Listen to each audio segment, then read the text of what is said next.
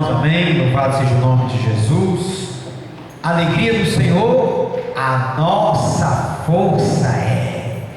Não podemos deixar de fazer referência ao fato de que hoje é o segundo domingo de fevereiro e o mundo está aí celebrando aquilo que nós chamamos de a festa da carne, né? Carnaval, vem do latim carnaval, significa a festa da carne, né? Que antecipa, é uma tradição que antecipa a chamada quaresma, né? 40 dias de oração e jejum, que foi criado por ela, né? Mas nós, cristãos, estamos na presença de Deus, e na presença do Senhor, a Bíblia Sagrada diz lá no Salmo 16, a fartura de alegria, amém, amados?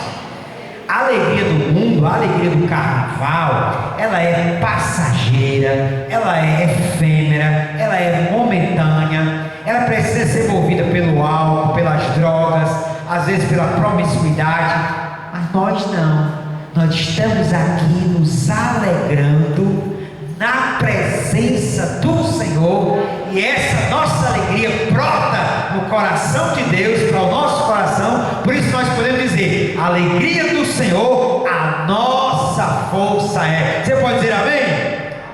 Amém, amém, amados? Graças a Deus por isso, né? Graças a Deus que nós não estamos lá, né, no mundo, buscando a alegria momentânea e passageira do mundo. Nós estamos na casa do Senhor, domingo, né, dito aí, domingo de carnaval, para buscar a presença de Deus e para nos alegrar no Senhor. Esta é a alegria verdadeira, a alegria que não é efêmera, que não termina na quarta-feira de cinzas, como a do mundo vai terminar, né? As pessoas pulam o carnaval, dançam, se drogam, se prostituem, né? Bebem, e na quarta-feira, aí, né, há aquela situação, né, de depressão, de angústia, né, porque acabou o carnaval. Alguns até fazem até pro sábado, né, e aí tem blocos que depois desfilam no sábado, já depois do carnaval, até domingo.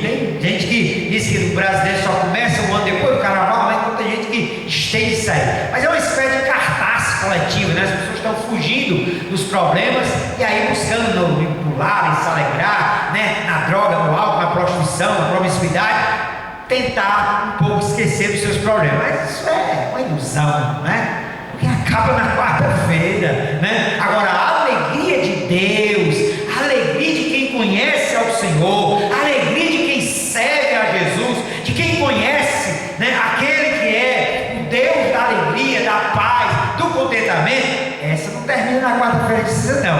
Essa é perene, essa é eterna, porque nós conhecemos ao Senhor, amém, amados? Por isso que o apóstolo Paulo diz lá em Filipenses, né? Alegrai-vos sempre no Senhor. Outra vez digo, alegrai-vos. Então a nossa alegria não está no carnaval, não está no mundo, não está nos bens, não está na riqueza, não está na ausência dela. A nossa alegria está no Senhor, amém, queridos? Nós vamos agora meditar na palavra de Deus. Nós estamos estudando o livro de Jó. Nós estamos uma série de mensagens que nós intitulamos A Saga de Jó. Abra sua Bíblia então no livro de Jó, capítulo 1. Vamos então meditar hoje a segunda mensagem no livro de Jó. Domingo passado foi a primeira. Vimos o exemplo de Jó, né? A vida de Jó, a biografia, o currículo de Jó. Hoje nós vamos avançar um pouco no texto.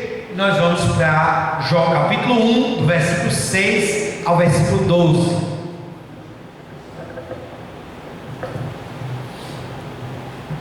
Abra a sua Bíblia então e acompanhe comigo essa porção das Escrituras Sagradas. Jó, fica antes do livro de Salmos, capítulo 1, versículo 6 até o versículo de número 12. Diz assim então a palavra de Deus, no passo além. Num dia em que os filhos de Deus vieram apresentar-se perante o Senhor, veio também Satanás entre eles.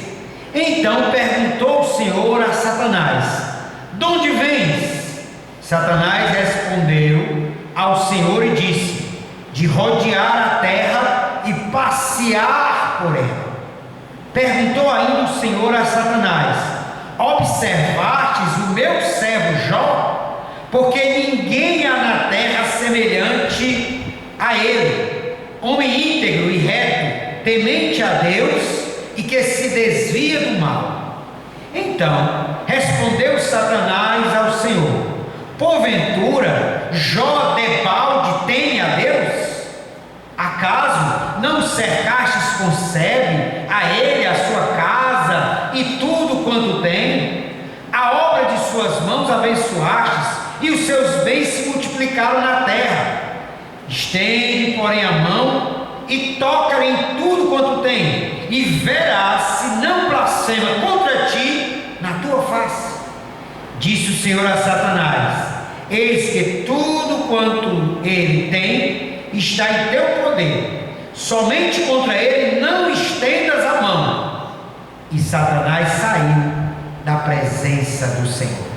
Mais uma palavra de oração. Senhor Deus, em nome de Jesus, aqui estamos com a tua palavra aberta e queremos meditar, refletir. Ó Espírito Santo de Deus, flui neste lugar para que possamos entender a tua palavra e colocá-la em prática, ó Deus, no nosso viver cotidiano. Tem misericórdia de nós, em nome de Jesus. Amém.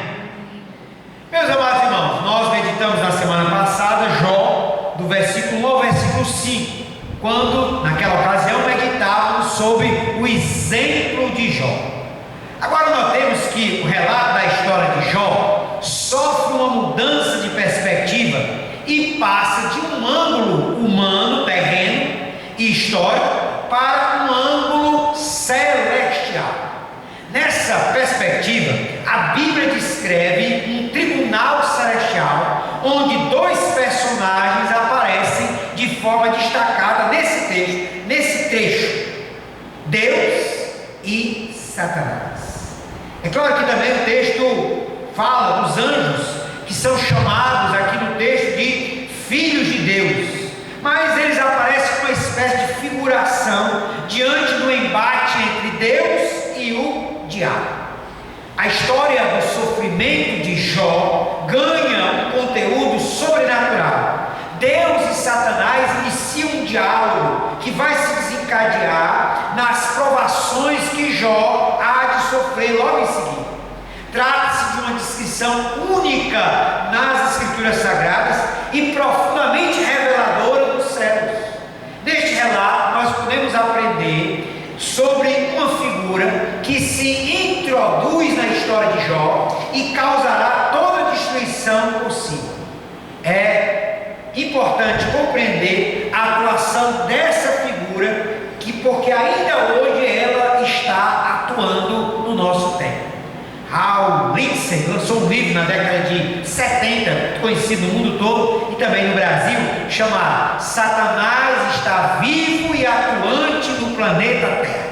Esse livro causou um alvoroço na década de 70, foi traduzido também para o português, é um livro americano, porque ele justamente mostrava que a sociedade moderna muitas vezes tende a negar a existência do diabo, o chamado modernismo, pós-modernismo, tende a dizer: não, Satanás é uma figura mitológica, Satanás nunca existiu e tal. E aí Hal Lindsey declarava nesse livro: Satanás está vivo e atuante no planeta Terra. De fato, meus irmãos, Satanás, o inimigo, está vivo e atuante. E esse texto é um dos textos que tem desafios para nós como cristãos, porque nós precisamos compreender este ser, esta figura que atua aqui na história de Jó, que atua nesse trecho bíblico, e que ficou para a história como este ser que está vivo e atuante no planeta Terra. Vamos então meditar nesse texto. Vamos tentar extrair desse texto sagrado pelo menos 3 preciosas lições sobre essa figura e sobre o que nós podemos fazer, o que nós podemos agir, o que nós podemos praticar para sermos cristãos verdadeiros diante dessa figura que aqui se apresenta, diante de Deus para questionar a figura de Jó. Primeiro, o versículo 6 e 7.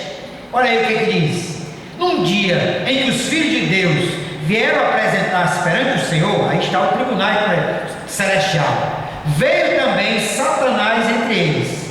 Então perguntou o Senhor a Satanás: de onde vens? Satanás respondeu ao Senhor e disse: de rodear a terra e passear por ela. O texto inicia-se com a apresentação de Satanás diante de Deus, junto à corte de anjos celestiais. O nome dele aqui no texto sagrado já é revelador de sua atuação, pois ele é Satanás, o adversário. A palavra significa o opositor. No entanto, o texto escreve Deus iniciando um diálogo. Não é Satanás que inicia um diálogo com Deus. Deus é aquele que preside a corte celestial, é aquele que está no trono, comandando o universo, e é ele quem inicia um diálogo com Satanás. Notemos que o Senhor pergunta a Satanás, versículo de número 7. Então perguntou o Senhor a Satanás: de onde vens, ou de onde vens?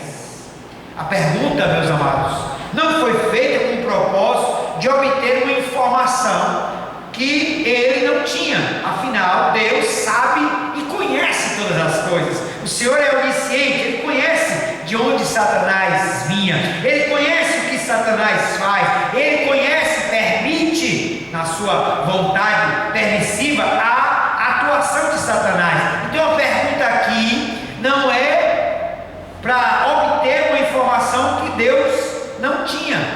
A pergunta aqui, o propósito dela, era para que o diabo introduza na corte celestial a evidência de sua natureza maligna. Nós temos como o texto é sábio, como o texto é inspirado, porque Deus pergunta de onde vens, não para saber de onde Satanás vinha, porque Deus sabe todas as coisas. Deus é onisciente, onipresente, onipotente, ele sabe todas as coisas. Mas a pergunta aqui foi colocada diante de Satanás para que ele introduza na corte celestial a sua natureza maligna. E qual é a natureza maligna do diabo? Aqui está, na resposta do diabo.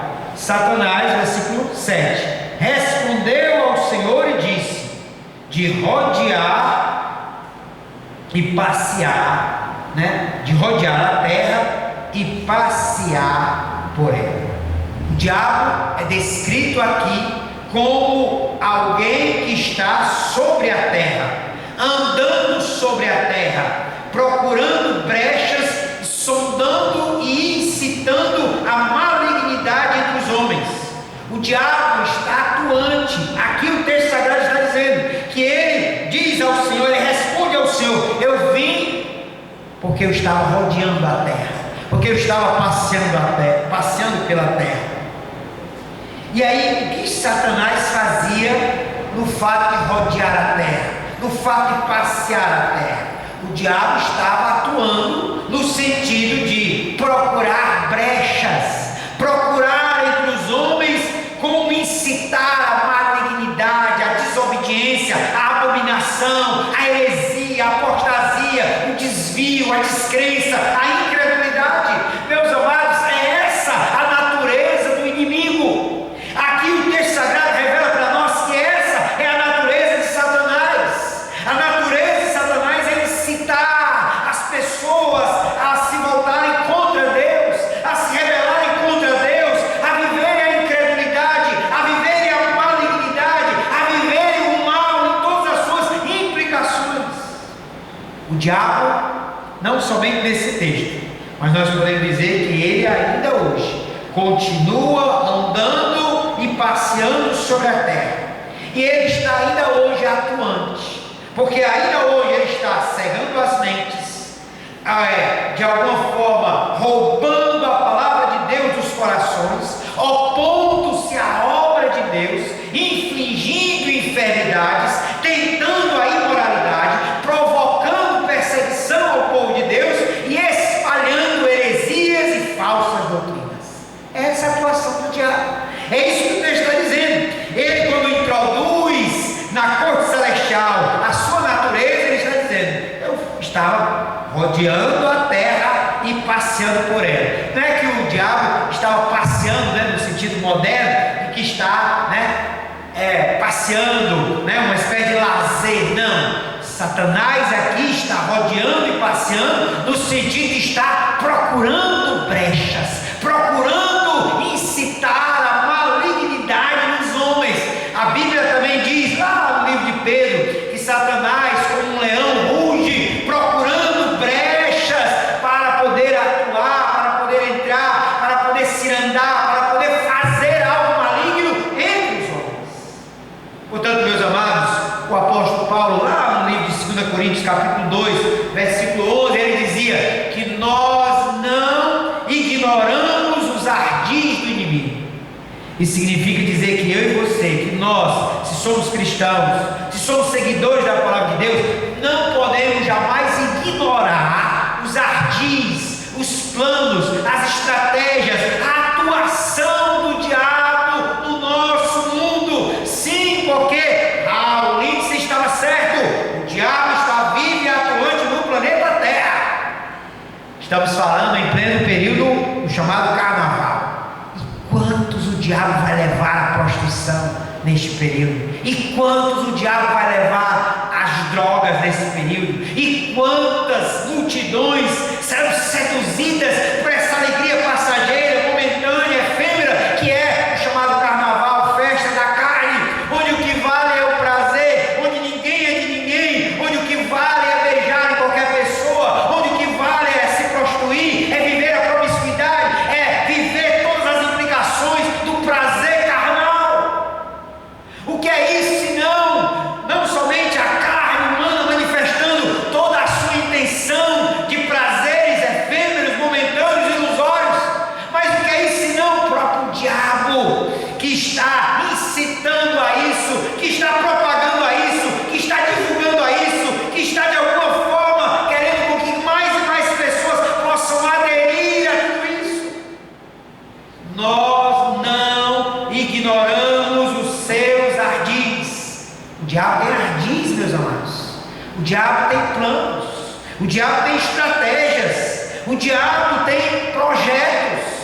Um dos projetos mais claros do nosso tempo, que todo cristão deveria estar muito bem discernindo isso, é que o diabo está investindo pesado na chamada destruição da família. Notemos, meus amados, este é um dos aspectos mais gritantes do nosso tempo. Satanás tem investido pesado para a destruição das famílias.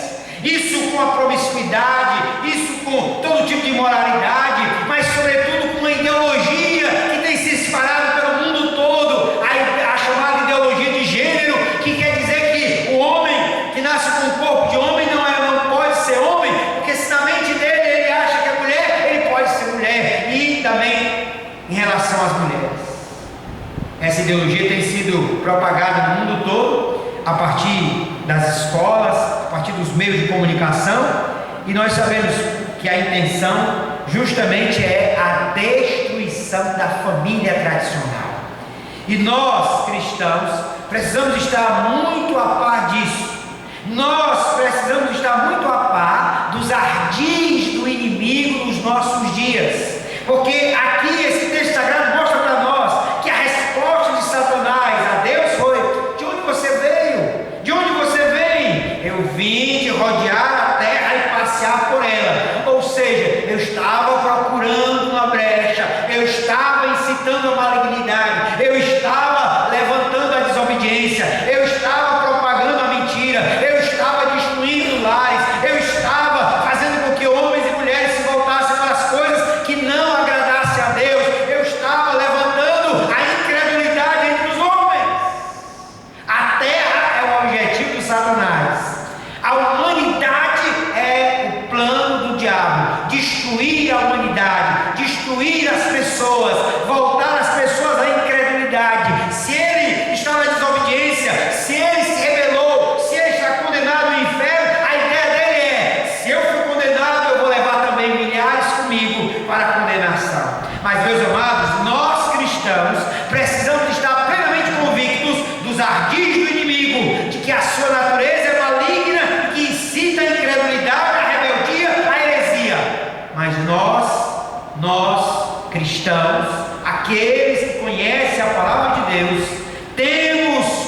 conosco aquele que é maior do que o que está no mundo. Amém, amados?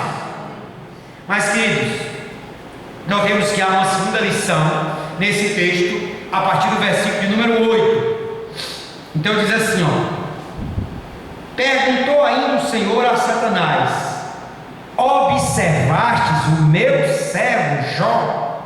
Porque ninguém há na terra semelhante a ele, homem íntegro, reto, temente a Deus, que se desvia do mal. Nós temos agora, meus amados, que o texto prossegue o diálogo entre Deus e Satanás. E agora, o Senhor diz a Satanás: observaste o meu servo Jó? A pergunta é reveladora da atenção de Deus para com os seus servos.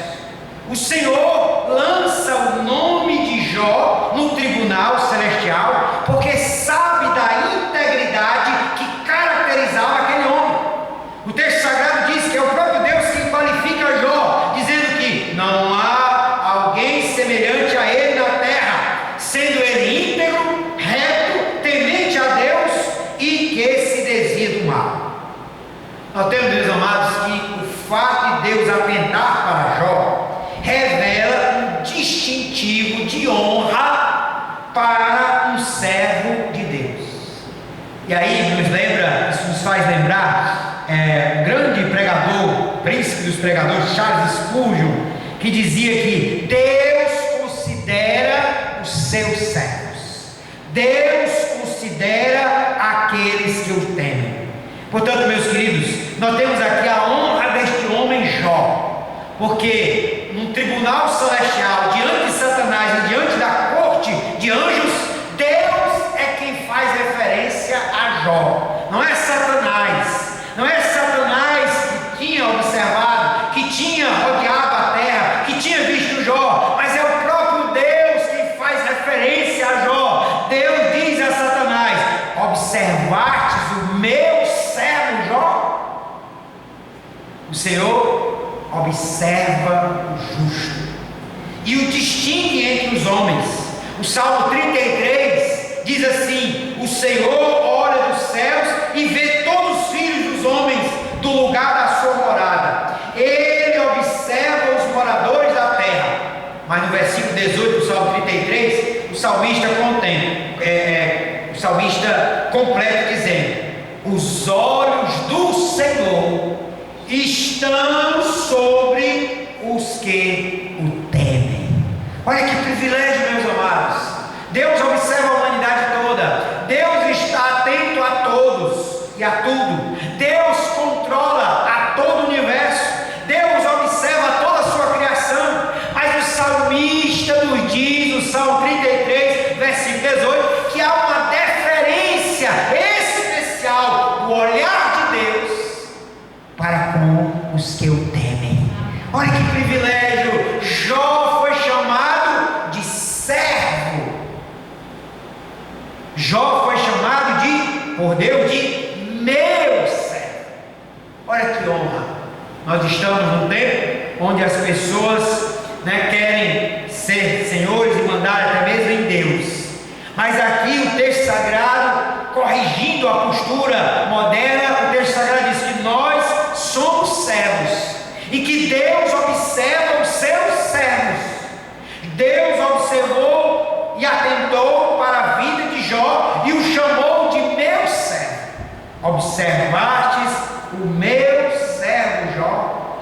Queridos, Deus tem uma atenção toda especial para os seus servos obedientes. Será que Deus pode dizer isso de você, como disse de Jó? Isaías, no capítulo 42, versículo 1, a palavra de Deus nos diz assim, 42, versículo 1: eis aqui o meu servo, a quem sustento, o meu escolhido, em quem minha alma se compraz. Pus sobre ele o meu espírito, e ele promulgará o direito para os gentios. É claro que o texto sagrado de Isaías 42 está se referindo ao Messias, ao servo do Senhor, ao servo sofredor. Mas nós podemos também dizer que esse texto pode e deve ser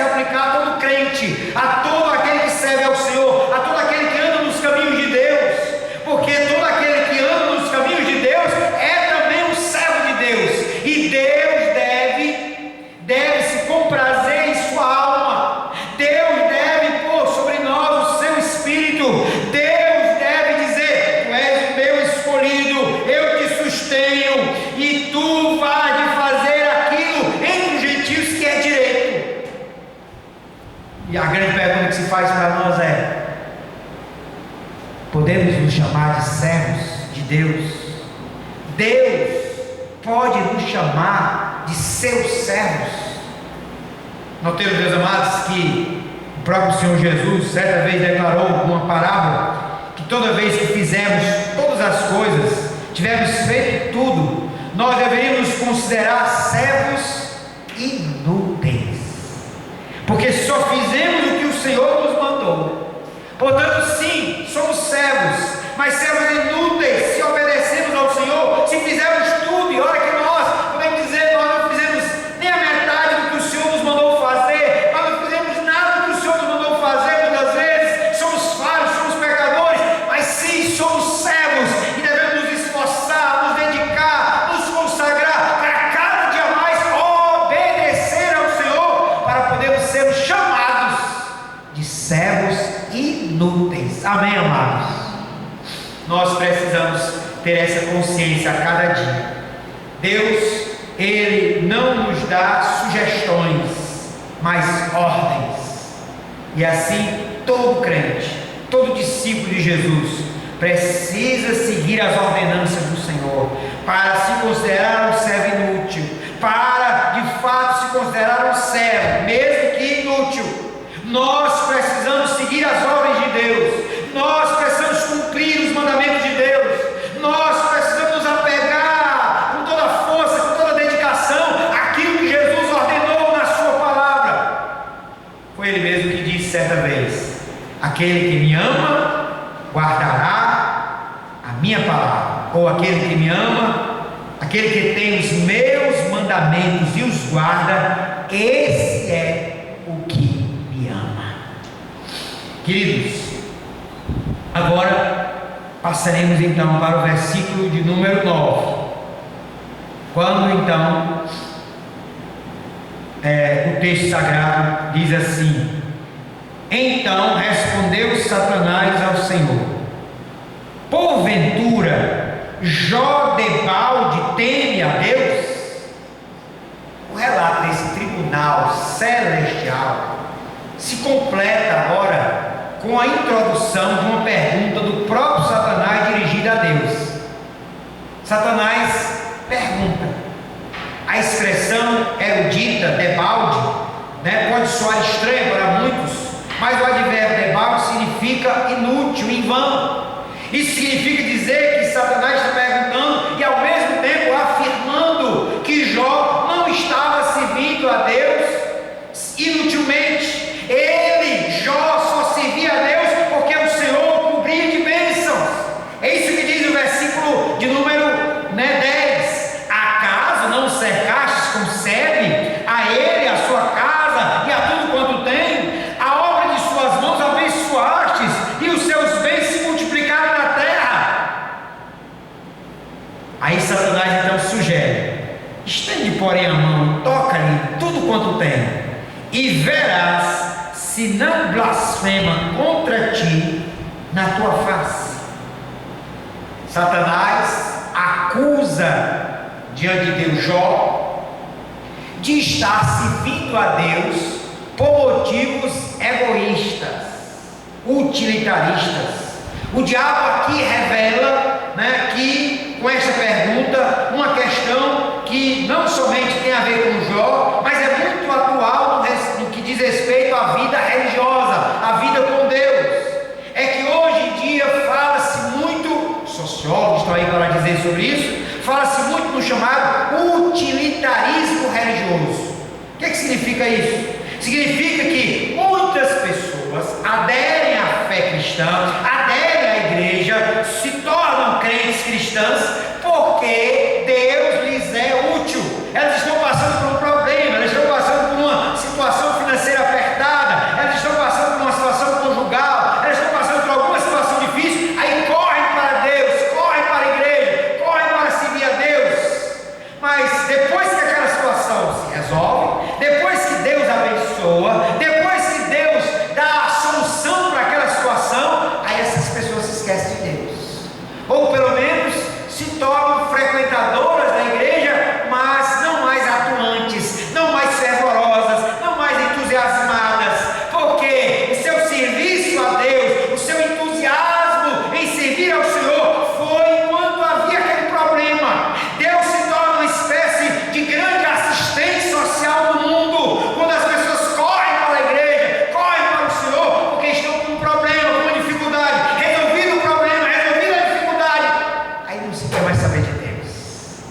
Isso é que os sociólogos chamam de utilitarismo religioso.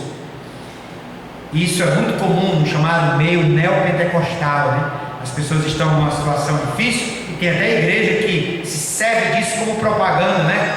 Há igrejas que colocam lá na placa, né? Pare de sofrer. Aí a pessoa está sofrendo, eu vou para essa igreja, eu vou servir a Deus, eu vou para essa comunidade, porque eu vou parar de sofrer. Aí entra lá, né?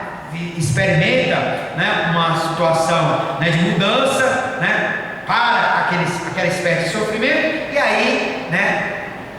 Se torna muitas vezes prisioneira de um meio religioso que muitas vezes quer só escorar com a fé das pessoas. Quando não, muitos desses se afastam depois de resolvido o problema. Então isso é a ideia do utilitarismo religioso.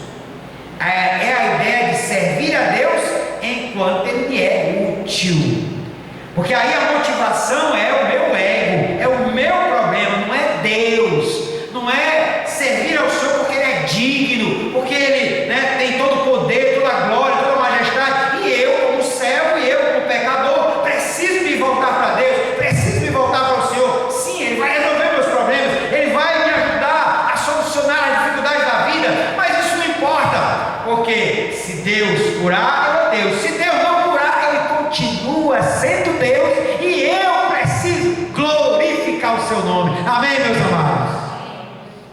Daí, nós podemos aprender que o utilitarismo religioso é a grande questão colocada por Satanás diante de Deus acerca de Jó.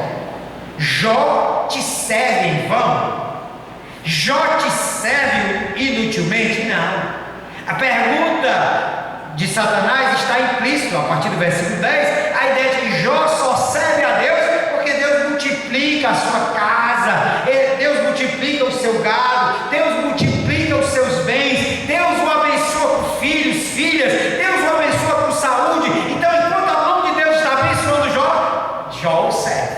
Essa é a pergunta de Satanás, que contradiz o que Deus diz de Jó, e contradiz o que nós vamos ver mais na frente, o que todos já sabem, né, pelo livro de Jó, quem o conhece, que Jó de fato serve a Deus não por motivos egoístas, não porque Deus o abençoa, porque Deus vai tirar através de Satanás todas as coisas de Jó, e mesmo assim ele vai servir a Deus, ele vai clamar a Deus, ele vai se angustiar mais diante de Deus, ele vai reclamar mais diante de Deus, ele vai louvar mais diante de Deus. Amém, amados?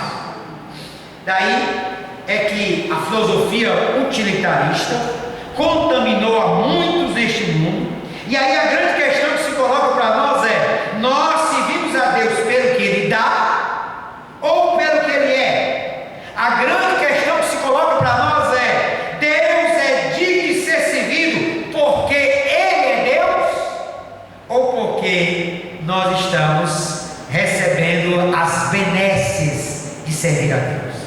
O Salmo 100, versículo 3 diz, né? Celebrai com júbilo ao Senhor, todos os moradores da terra, né? E aí servir ao Senhor com alegria. Aí sabei que o Senhor é Deus. Deus é Deus, meus amados. Digno de todo louvor, de toda adoração, de toda consagração das nossas vidas, de todo sacrifício. Nós devemos servir a Deus pelo que Ele é. Ele é digno, Ele é Senhor, Ele é Deus. Glória ao nome do Senhor. Amém, amados? Louvado seja o nome de Jesus. Jó serve a Deus debalde? Serve a Deus inutilmente? Não. Jó certamente servia a Deus porque Deus é Deus. Nós também devemos servir a Deus porque Deus é Deus. Daí, meus amados irmãos, o relato dessa história termina com o diabo, a partir do versículo 11 e 12, pedindo a permissão a Deus para tocar nos bens e nos filhos de Jó. Daí concluímos que o inimigo só atua de forma limitada. Notemos que aqui o texto sagrado diz, né, no versículo 12: disse o Senhor a Satanás: eis que tu Somente contra ele não estenda a mão. E Satanás saiu da presença de Deus. Satanás, para atuar na vida de Jó, precisou da permissão de Deus. Queridos, isso deve estar na nossa mente com uma profunda convicção. Satanás, o diabo, só atua com a permissão de Deus. Mas o que deve também estar na nossa convicção a cada dia mais é que ele já está derrotado. Quem é cristão, quem serve a Deus, quem crê no Senhor, pode declarar: em Cristo nós somos mais do que vencedores. Amém, amados? Porque isso inclui o diabo. O diabo já é um derrotado. O diabo, ele age, sim, com a permissão de Deus. Com isso nós devemos ter a plena certeza de que nós temos o Senhor, e maior é o que está em nós do que o que está no mundo. Queridos, avancemos no nosso comprometimento com Deus e a sua obra, na fé de que o Senhor nos observa e nos distingue para si. Sirvamos a Deus pelo que Ele é, um Deus santo, eterno, poderoso, onisciente, majestoso, onipotente, digno do nosso serviço, da nossa adoração, da nossa consagração, do nosso compromisso total e restrito com Ele, digno da nossa obediência total ao Senhor.